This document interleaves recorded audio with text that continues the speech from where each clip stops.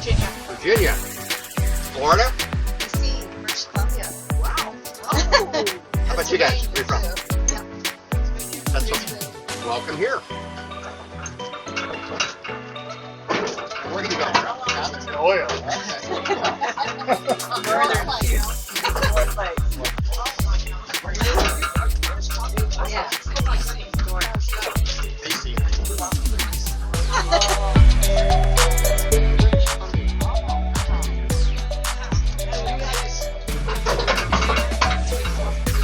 They did. Ontario.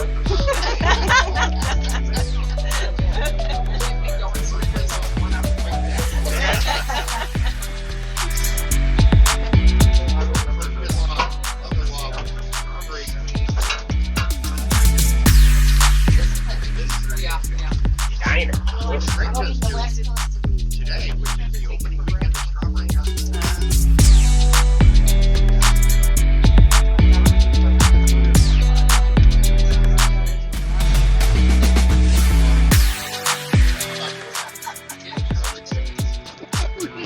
Great strawberry coffee.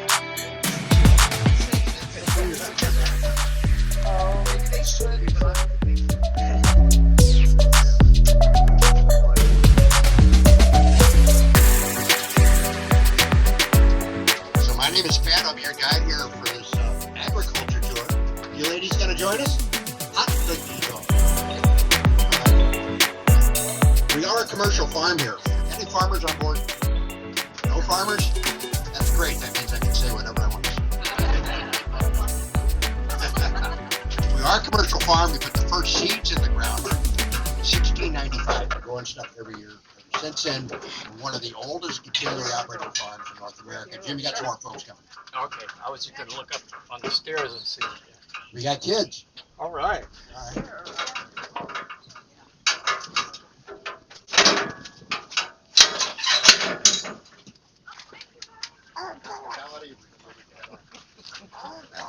Thank you so much. Oh yeah.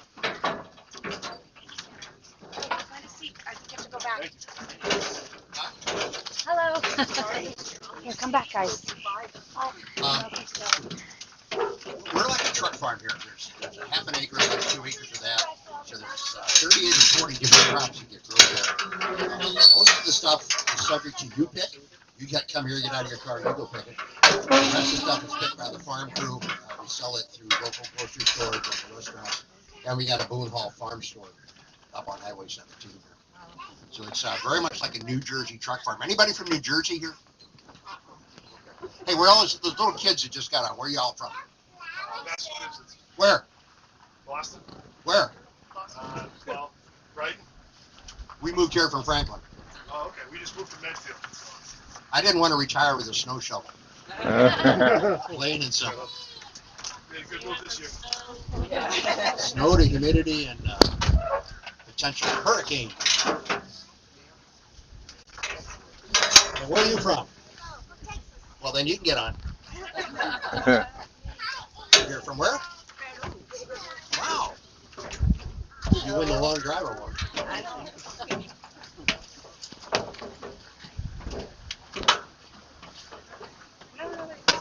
Right in front of you. So this tour starts technically over there in that brick building. That's the gin house. Not that kind of gin. It's the cotton gin. That was built in 1850 by local slaves out of local bricks. Slaves lived in the slave cabins up at the top of the driveway. Bricks came out of our brickyard about a third of a mile up the creek. The owners at the time were the Whole Brick brothers. You hear about them when you do the house tour. So Daddy bought him a plantation that grew cotton and made bricks. Both were real important products of the plantation. Slaves work both ends of the deal. They're in the cotton field during cotton season, in the brickyard the rest of the year. Not an easy life for those guys. The brickyard was a big deal. 3 kilns, 4 million bricks a year. Those bricks are all over downtown Charleston and the Battery of churches and houses. About 1 million of those bricks made it out to Fort Sumter. Brickyard was open for about 95 years. They built maybe 100 million bricks up there. We got 2 open here. We got 2 right behind the gate, and then we're full, I think. Pretty close to full. Built that out of those bricks in 1850. Now here comes a pop quiz. Pay attention here. 1850 was 57 years after the invention of the cotton gin. It was invented by come on. Eli. Eli Whitney, thank you for that, because if nobody knows the ride's over, we have to unload the We had a kid on here last fall who was convinced it was Eli Manning. The Whitney's cotton gin was a wooden box about yay big with a crank. All a cotton engine does is it combs the seeds and the stems away from the fiber.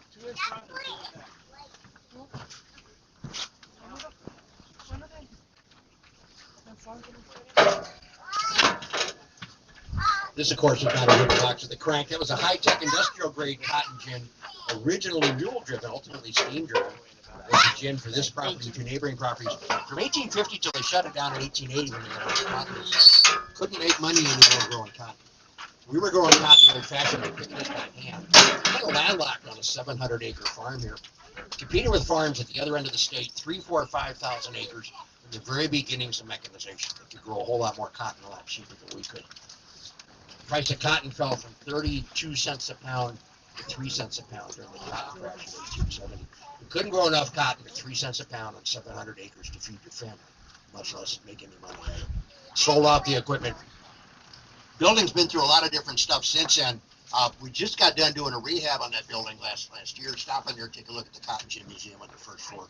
We're glad to have that building back in business. Jim, you ready to drive us around? Why is the light on the back of your truck?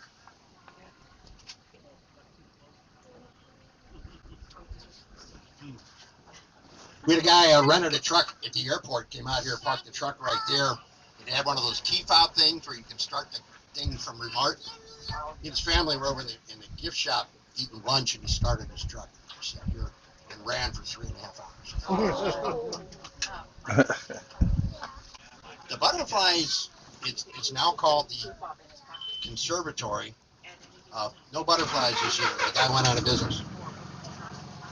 So it's the Butterfly Cafe, and the butterfly thing was behind it, but we got everything but the butterflies. Alrighty, off we go. Let's talk about trees here for a minute. This tree right in front of us, that's a big old pecan tree. That's a pecan tree. After cotton, this became a pecan grove. Now that tree right there is a live oak tree. That's a 20-year-old live oak tree. That's what they look like when they're kids. That great big guy right in the middle of the field there is a 500-year-old live oak tree. That's what they look like when they're grown-ups. It's kind of our legacy tree. You'll see a lot of those here today. A lot more pecan trees out there. A big old lilac tree there. Not lilac.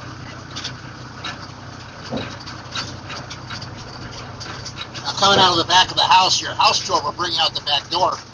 Looking at these live oak trees along the pond here, they come with a long oak branch. It's called the wedding tree. We get a proposal out here pretty much every week. This guy here has been identified as the oldest tree on the property. They believe that live oak tree is about 650 years old. Whoa. Now here's Boone Creek, junction between the Atlantic Ocean, which of course is saltwater, and the Wando River, which is freshwater. It's a tidal, briny creek. It's up and down with tide. Tide is on its way in right now. Briny means it's salty. Too salty to drink, too salty to irrigate with, too salty to support a rice crop.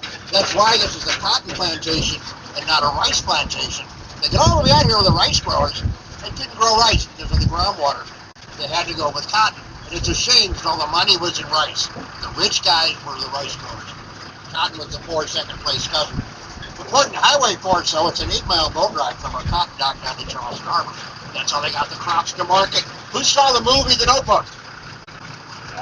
They filmed the exteriors here. Remember the scene to the end where Ryan and the girl jump out of the rowboat into the creek? Yeah. Right out there in front of that little dock. On a cold October morning, they did that in one take. Party field, food fest, wine fest. Biggest party we have all year long is always the Oyster Festival. It's always the first Sunday in February. Think about 9,000 guests, 55,000 pounds of oysters, 5 truckloads of beer. It's one of the largest oyster fests in North America. Causeway separating saltwater from freshwater. Saltwater is at low tide. At high tide, that's up to within about 3 feet of the road. Freshwater pond here is our only source of fresh water. Irrigates the entire plantation. It's home to alligators, turtles, and birds. Speaking of which, there's a gator on the road right in front of us up there. There's a gator out there right next to the palm tree, and one right on the bank. So we got 3 of them out here today. I don't see him. goodness, I didn't watch it. This pond is our only source of fresh water. This is 100% rainfall dependent. And we are way short on rain. You need some rain here today. We got a family of 6 that lives here. There's 4 kids and 2 grown-ups. That's one of the kids, obviously. Tails going in and then the nose. That one with it is just showing there is mom. No, that's one of the kids. The one that's right up against the palm tree in the bank over there is mom. Okay, see this tree right in front of us here with the white birds? Those are snowy egrets and they're nesting. We have a bunch of nests in that tree. Last year we had 4 nests, 15 birds born in there, each one about the size of my fist. First 2 weeks after they were born, we had 2 gators hung out right below the tree, just waiting for takeout.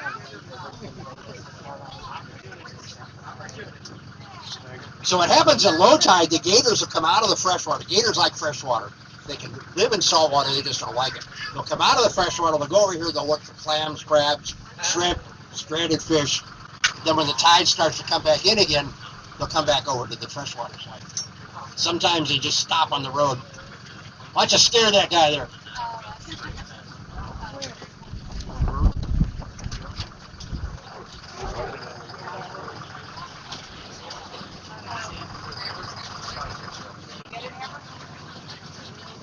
I just wonder where the gator is. It's over here. It's about a 2-year-old gator. Pretty cute. Which side? Bye-bye. There he goes.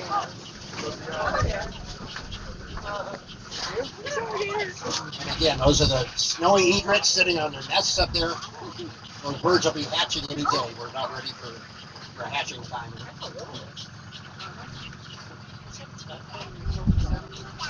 So we still got the one gator up against the tree there, and the other one's swimming away from us.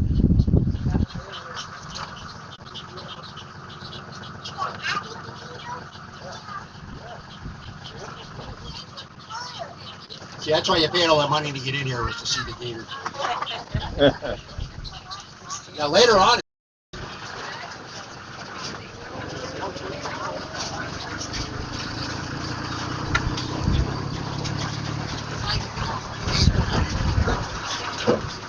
the field here is fallow right now. This is a fall production field last fall. Cabbage, collard greens, and kale. Now the cabbage is great. I'm a cabbage guy anyway. I mean, really good, fresh, crisp cabbage here. The collard greens last year were exceptional. I was out here picking collards on Christmas Eve. It's part of our Christmas Day dinner. That's why you work on a farm.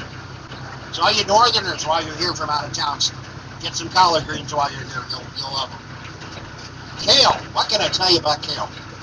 It's pretty much a waste of good dirt. During the 1940s, the farm was owned by a Russian exile. You'll hear about him when you do your house tour, Dmitri.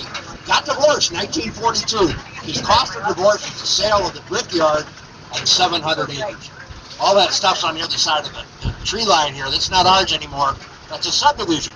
We're going to drive through their backyards in a minute. I got to put the microphone down. We do this 3,000 times a year. They've heard everything I got to say. And I want you to notice 2 things while you're back here. The houses are up on stilts. This is the flood zone. And you see a fence we put in last summer that people parking in the subdivision, sneaking onto the farm through the back door. It's a security issue.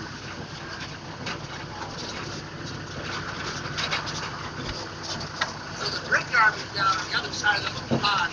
This is all cotton fields on this side. About 320 houses, all of them on floors with stilts. Even the air conditioner's got stilts. Shut up. We get a Cat 3 hurricane at high tide, we get 4 feet of water. 2.5 feet after Matthew 5 years ago, every storm is going to bring it away.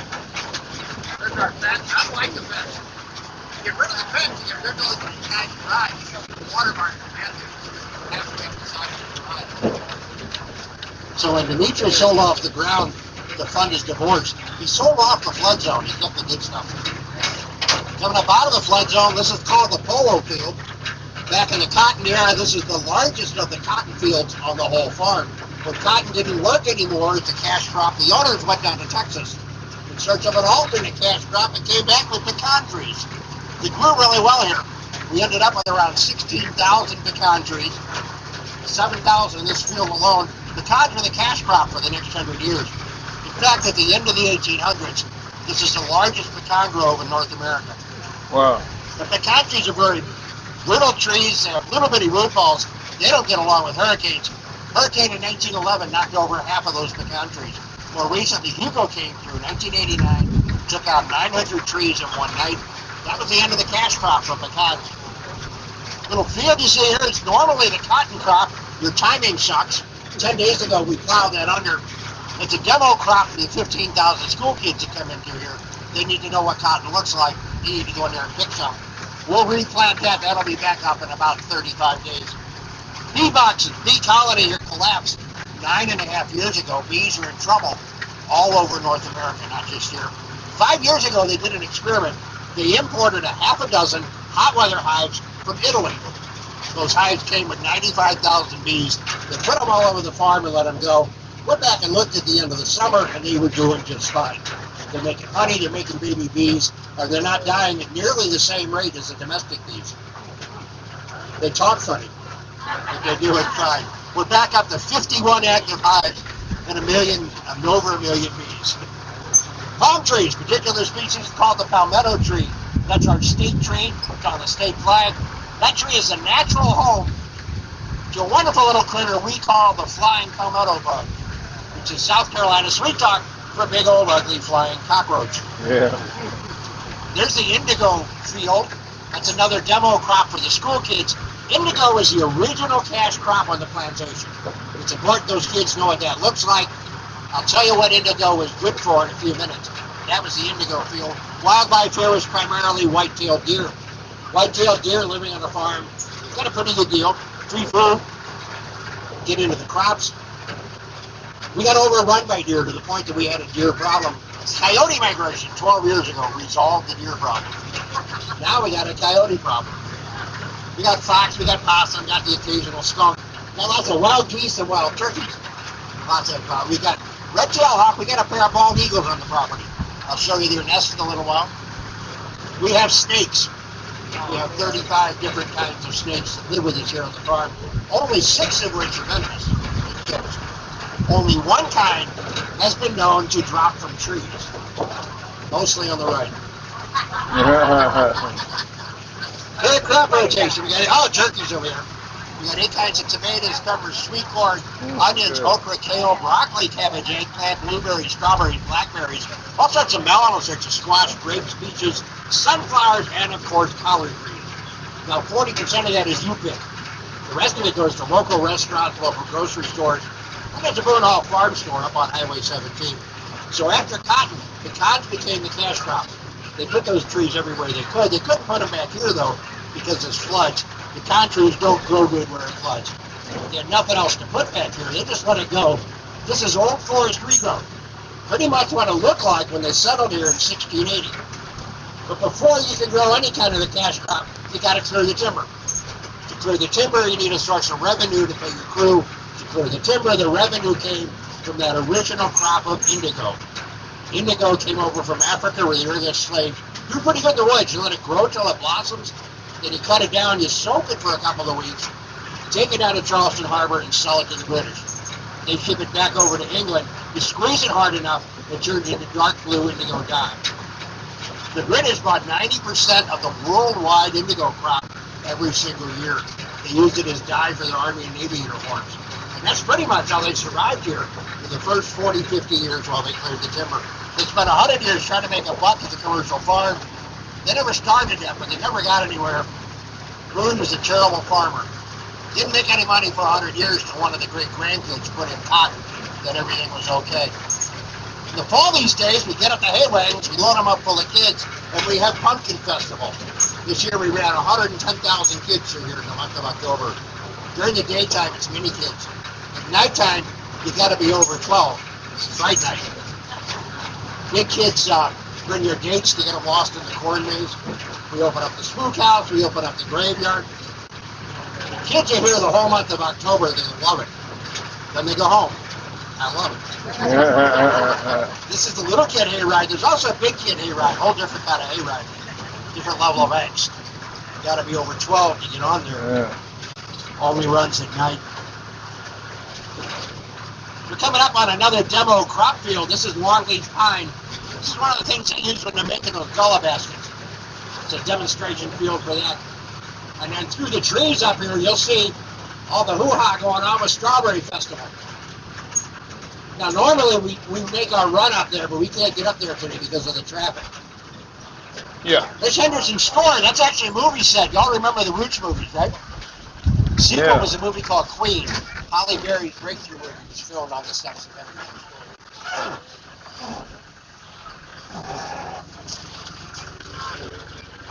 That's where the corn maze goes.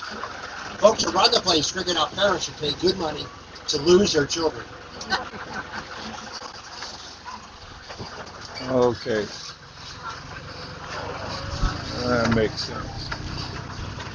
The corn maze becomes a parking lot this time of the year. So this road we're on, this is the road for the lead-in for the big kid hayride that went down there, 2.5 miles long, culminated in the spot where the guy with the chainsaw scared the hell out of everybody when they come through here. So this is an area of the farm we don't get to very much. There's not a whole lot going on back here. Now when we go over there by the other side, you'll see the store. Next to the store is a 2-acre pumpkin patch. They keep open every year all during Pumpkin Festival. Dirty little secret about pumpkin patches. You can't grow enough pumpkins for 110,000 kids. Just dark at night, the kids go home.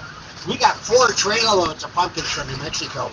Every night after dark, they roll the trucks out, and the farm crew runs around. We seep the field so the little darlings got something to pick the next day. Brought my wife over to do the little kid hayride. She likes that stuff. We drove in by the pumpkin patch. She said, look how neatly they grow those pumpkins. Farm crew consists of 9 farmers and a manager. They're not migrants or permanent full-timers. They live right in town here. They're growing 38 or 40 different crops on 122 acres. We sell most of it off right back up there to the side of the road. It's either you pick or you come in and buy it from the farm stand. Now those farmers, while they live here in town, they're immigrants. They all came from Mexico. It's largely one big family. They go back home in December and January to visit their family during the Christmas season. Come back up and get started on the next season. This field here, we kind of honor them. We call it the Mexican field. Now, you're thrilled, I'm sure, to know that you're going to be seeing the ugliest field on the farm here today. There's nothing growing back here. It's too early yet. Last year, this was a tomato field, a corn field, a pepper field, another corn field, and another tomato field. And they'll get to that this year as time goes on. What you're looking at right now is ground cover. That's mostly field barley. It holds the dirt down, and then when you plow that under, it puts good nitrogen back into the soil. So during the year this year, this is going to be at least 2 corn fields and at least 2 tomato fields, and probably a squash field or a pepper field.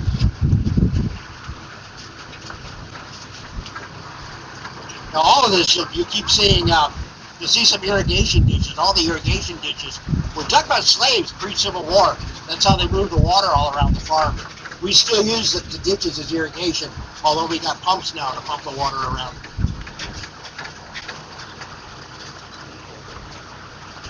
There's the residue of one of the ditches there. And then, delight of all delights, we're going to go by our junkyard up here, where they put all the old, there's another irrigation ditch, old equipment. You can see how dry we are, by the way. There's supposed to be some water in there. We are in a drought.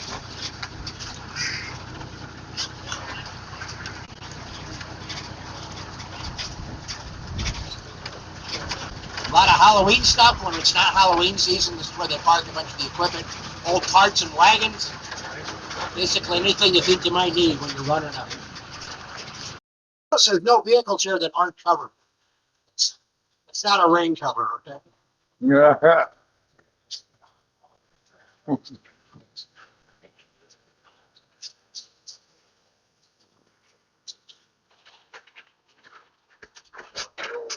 So normally we go down the Wow. other end of the road. We're going to just do a little loop-to-loop here to show you some stuff.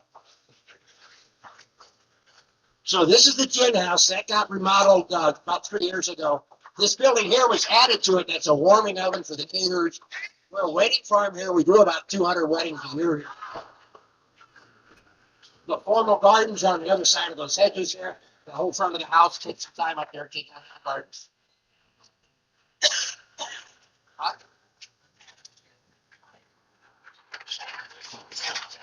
So there's the company store. That's where the sharecroppers did all their business, bought and sold their goods. We're going to go around the front of the house. Now, if any of you saw the Notebook movie, you remember when he crashed his truck into the gate at the end, his pickup truck? That's the gate. Here's the slave cabins. Self-guided tour, take you a half hour or so. The Gullah Show, the first Gullah Show is at 1:50 an hour away. He's at the last cabin down there. You don't want to miss that Gullah Show. That's probably the best thing we do on the campus. 1:15, right down line. So here's the company store. The stables, that's where the horses live. We got the Butterfly Cafe down there at the end. Good food and drink, good sandwiches, good ice cream, kind of mediocre wine. All that 200-year-old brickwork got re-tuck pointed as part of the rehab 2 years ago. Took them about a year and a half to do that work. Cost about $3 million. Stop in here and take a look at that building. So, folks, the primary job of a tourist is to bring good weather. This is great here right now, but what will be even better is if we get a little rain this afternoon. So I hope we're able to bring us some rain. We really need the rain.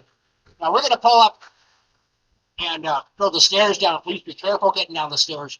I'm the only one that gets paid to trip and fall down the stairs. Yeah. Thanks for coming to see us today. Enjoy your day on the farm. Enjoy the rest of your time in Charleston. Stay dry this evening. Nothing quite as much fun getting caught on this part over there by where the farm gate was.